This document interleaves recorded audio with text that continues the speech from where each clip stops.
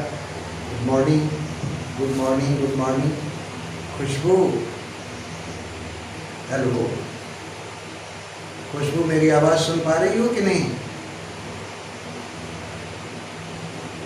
खुशबू, लगता है मेरी आवाज़ नहीं पहुंच पा रही है। तो आप लोगों के पास टेस्ट पेपर पहुंचा कि नहीं? हेलो, चलिए ठीक है। अभी थोड़ी देर में फिर एक टेस्ट पेपर पहुंच जाएगा। हाँ, अब पर डे जो है टेस्ट पेपर पहुंचता रहेगा। और आप जितने भी लोग हैं सब अपना व्हाट्सएप नंबर भेज दीजिएगा। और जो डीपी है आपकी वो अपना फ़ोटो लगा करके भेजिएगा ताकि पहचानने में आसानी रहे मुझे। और टेस्ट पेपर अब ग्रुप में नहीं डाल करके इंडिविजुअल जो है डाल दिया जाएगा। आज रॉबर्ट ब्राउनिंग को ख़त्म कर लिया जाए। कल रॉबर्ट ब्राउनिंग के कुछ वर्क्स की चर्चा हुई थी और आज जो है बाकी बचे हुए उसके वर्क्स की चर्चा कर ली जाए। फिर इसके बाद एलिजाबेथ बैरेट ब्राउनिंग, फिर आ जाएंगे हम लोग विक्टोरियन नॉवेलिस्ट के ऊपर। तो वैसे आप लोगों के यहाँ मौसम कैसा है? बेहद उमस है हमारे यहाँ तो। क्या, चलिए बेटा जो है फोकस करो जरा इसके ऊपर, तो जल्दी खत्म कर देते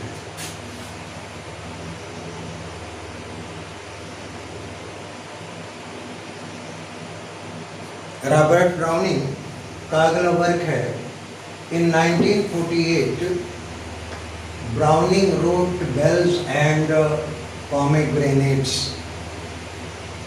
Bells and Pomegranates।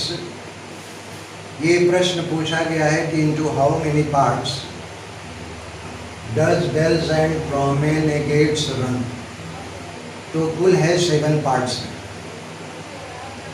Bells and Pomegranates 7 खंडों में लिखी गई रचना है और 4 वर्षों में इसको ब्राउनिंग ने कंप्लीट किया था। He started composing Bells and Pomegranates in 1841 and completed it in 1845. Almost 5 years of time he took in writing Bells and Pomegranates. Browning's greatest work is Ring and the Book. ये भी प्रश्न पूछा गया है DSSP में कि browning की महानतम रचना कौन सी है, तो वह है रिंग एंड द बुक। 1868 में लिखना शुरू किया और दिसंबर 1869 में ब्राउनिंग ने इसे पूरा किया। रिंग एंड बुक से 2 प्रश्न पूछे जाते हैं। Ring and the book is verse novel. एक तरह से ये वर्स नॉवेल है, पद्य में लिखा गया उपन्यास है। The heroine is Pompilia. ये प्रश्न पूछा जाता है कि who is the heroine of Ring and the Book, तो आंसर है आपका Pompilia. Pompilia is a beautiful girl, but it was her hard luck that she was married to Prastini। पैम्पिलिया का विवाह प्रास्टिनिक नाम के व्यक्ति से हुआ था, who was a sadist। Sadist का मतलब आप लोग जानते होंगे। हेलो, हाँ, पर पीड़क। ये बिल्कुल सही है। दुनिया में 2 तरह के व्यक्ति हैं। एक तो आत्मपीड़क होता है जिसको हम मेसोचिस्ट कहते हैं, जो अपने को कष्ट दे करके आनंदित हो वो मेसोचिस्ट है, और जो दूसरे को पीड़ा पहुंचा करके आनंदित होता हो उसको सैडिस्ट कहते हैं।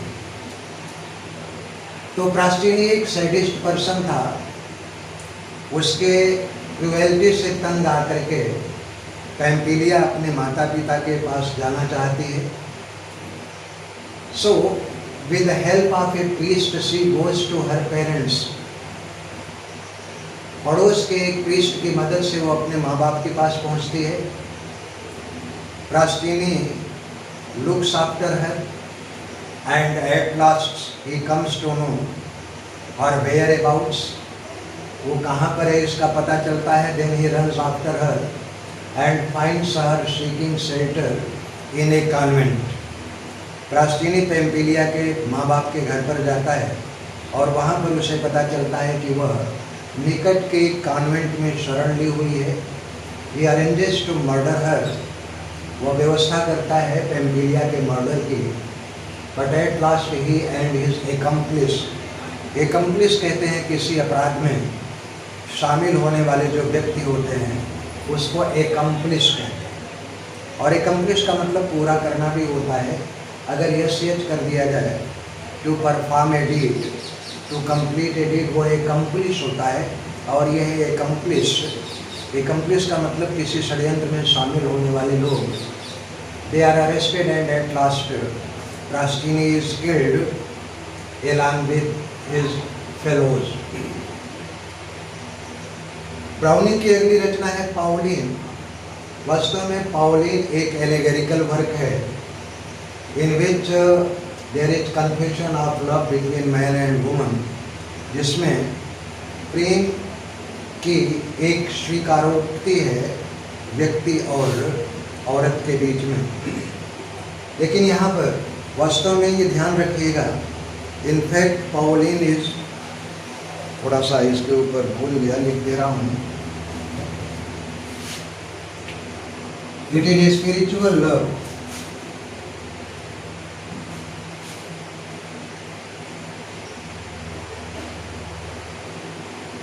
between Browning and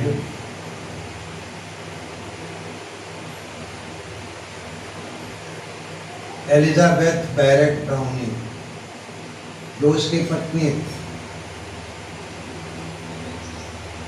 Elizabeth Barrett browning.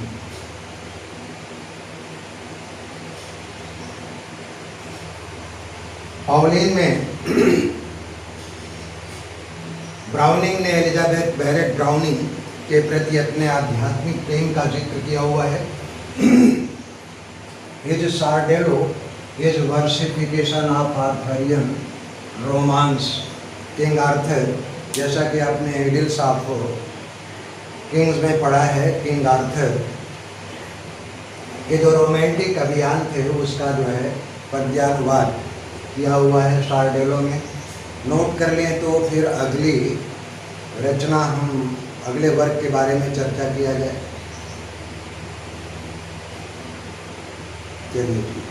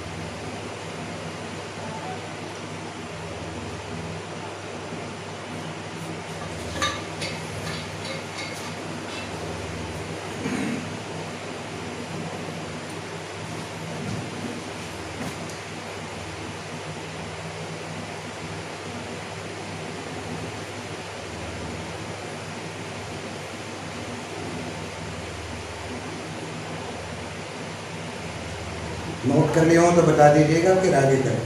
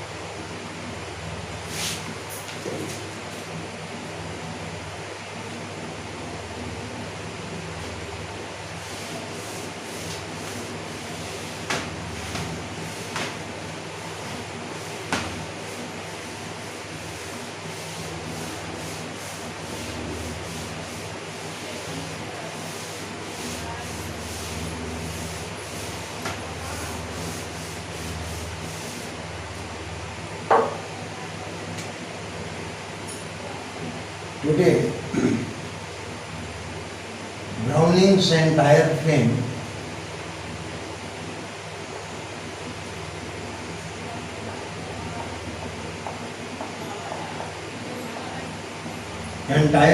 rests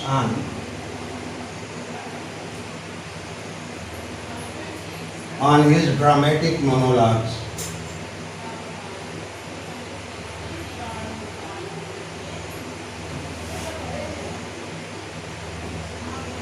और यूजीसी ने पूरे इंडियन यूनिवर्सिटी में ब्राउनिंग के किसी भी रचना को प्रिस्क्राइब नहीं किया है सिवाय उसके ड्रामेटिक मोनोलॉग के। दे आर, उसके प्रसिद्ध ड्रामेटिक मोनोलॉग कौन कौन से हैं? माई लास्ट डची आपने पढ़ा होगा, बोलिए।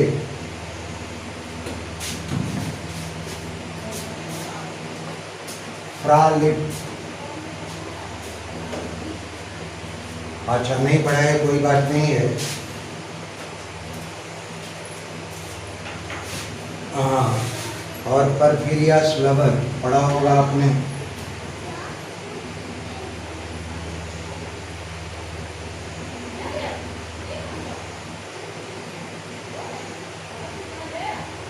चलिए अच्छी बात है। फ्रा लिपोलिपि भी पढ़ा होगा आपने।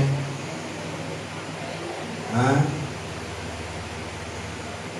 अच्छा, फ्रा लिपोलिपि इसका फेमस कोटेशन है, paint body. Famous opening line यही है, paint body, paint, do not paint body.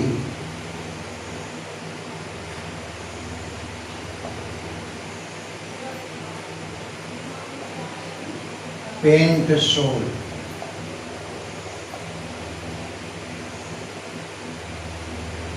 इसके बाद फ्रा लिपोलिपि कहता है एब्सर्ड है। विशप ऑर्डर से स्टोन पढ़ा होगा आपने।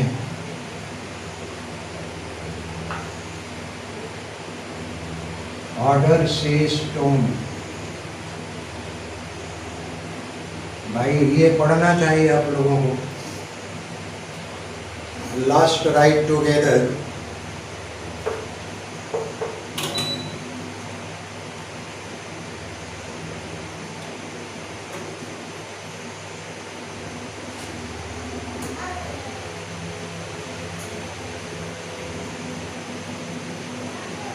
last ride together, Rabbi bin Ezra।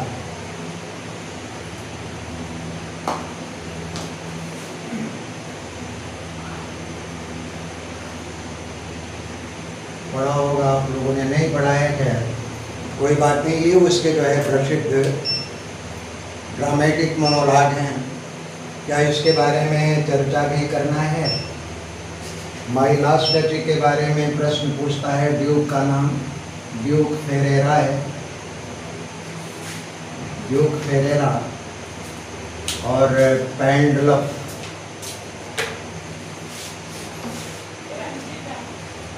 ये पेंडलफ प्रश्न पूछा जाता है। Who is Pandolf in my last duchess? तो पेंडलफ है, पेंटर है, आर्टिस्ट है, जो डची की पेंटिंग बनाता है। फेरेरा जो है वो ड्यूक है, राइट। परफिरियस लवर, कहानी इसकी जानते ही होंगे, अगर आप पढ़ रखे हैं तो कोई बात नहीं। वास्तव में ड्यूक फेरेरा एक लालची किस्म का ड्यूक है, और जो अपनी पत्नी की हत्या कर देता है, फिर उसकी पेंटिंग बनवाता है, और उसकी पेंटिंग को बनाने का काम पेंडलफ नाम का, वास्तव में वास्तविक कलाकार हुआ है पेंडलफ। पेंडलफ उसकी तस्वीर बनाता है, और उस पेंटिंग को दीवार पर ड्यूक फेरेरा टांगे रहता है।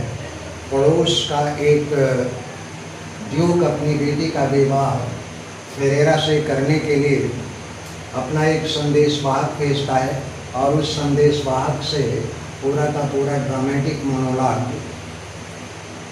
बोलता है।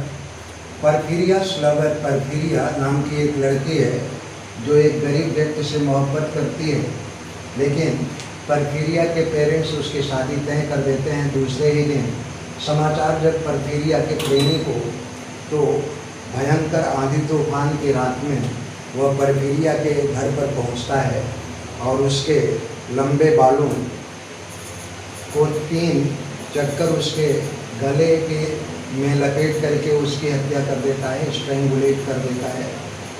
और पूरा का पूरा ड्रामेटिक मोनोलॉग परफीरिया का लवर बोलता है।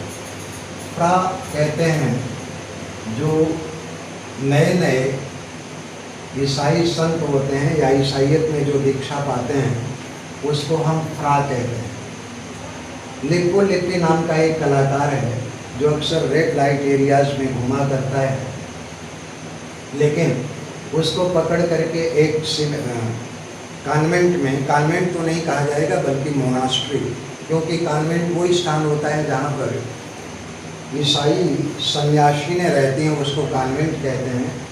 और मोनास्ट्री जिसमें कि ईसाई संत लोग रहते हैं। तो लिपो लिपि को एक मोनास्ट्री में कैद कर लिया जाता है, जहाँ पर वो अंगीठी के कोयले से दीवारों के ऊपर नंगी औरतों की तस्वीरें बनाता है।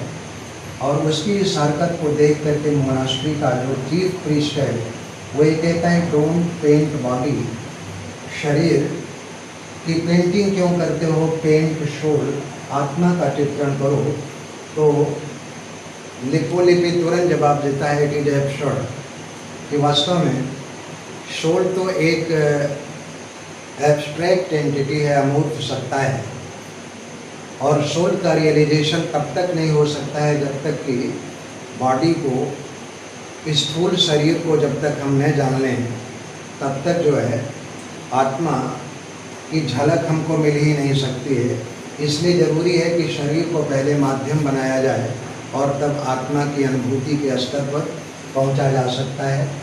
बिशप ऑर्डर स्टोन एक बिशप है जो मृत्यु से पहले आदेश देता है कि वो उसकी जो है कब्र को तैयार करें, और फिर कब्र को एड्रेस करके वो ये कहता है कि ज़िंदगी के जितने भी कारनामे हैं अंततः वो सब महत्वहीन होते हैं, और महत्वपूर्ण अगर कोई परमानेंट रेस्टिंग प्लेस है तो केवल और केवल तुम। लास्ट राइड टुगेदर में भी यही कहानी है, एक तरह की कहानी है।